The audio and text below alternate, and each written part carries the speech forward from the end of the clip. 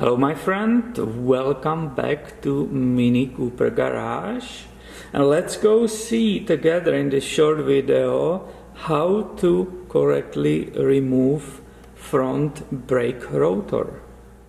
And this is 2006 MiniCooper, and in different videos we removed the brake caliper, which is nicely hanging here with one of those brake pads. After that we removed brake pads carrier. It was held by these two bolts, and you can see the remaining brake pad right here. So we are finally ready to remove this brake rotor.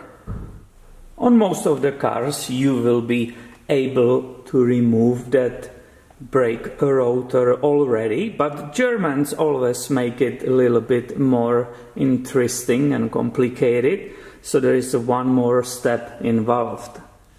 And it's not just the last step, but there is also requirement for a special tool which not everybody has at home, right? And in this case it's a Torx T50. When you are using this tool, always make sure that that bit it's perfectly seated all the way in this bolt, because you don't want to strip this one and then maybe drilling it out or something like that. So that fit is really important because it's pretty shallow, alright? And to remove it, I want to be really pushing it in right nicely. But if I do that, this whole thing keeps turning around. So what you see, I like to put a screwdriver in, and now I can nicely push, and the screwdriver is stopping that whole thing from moving. And you heard it, it nicely gave up, and I'm finally removing that brake rotor.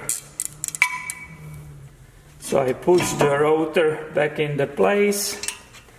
That made this bolt nice and loose, and I was able to remove it with the fingers only. Now let's say this rotor was kind of stuck on that hub, right, and didn't want to fall.